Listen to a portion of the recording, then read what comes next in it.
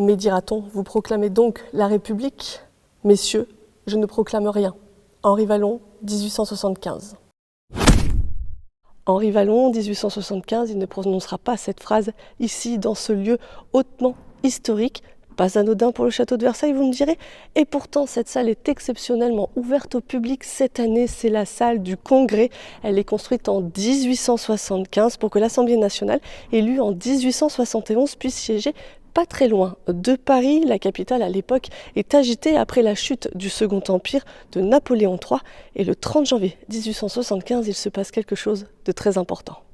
Alors, le 30 janvier 1875 est signé l'amendement Vallon, donc qui met en place finalement, qui assoit la jeune Troisième République et finalement qui instaure ce système, à la fois la fonction présidentielle et le bicamérisme, donc avec la présence d'un Sénat et d'une Chambre des députés.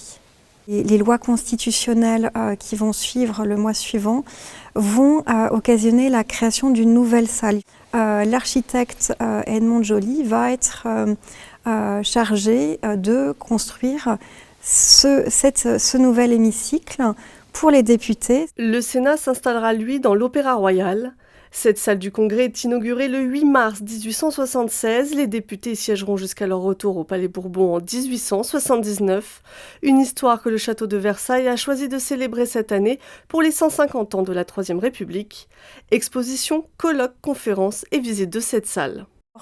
Aujourd'hui, c'est un peu une enclave, cette salle, pour le château, puisqu'elle dépend toujours de l'Assemblée nationale. C'est un lieu que le château doit mettre à disposition des assemblées lorsque il est nécessaire, lorsqu'il y a une modification, par exemple, de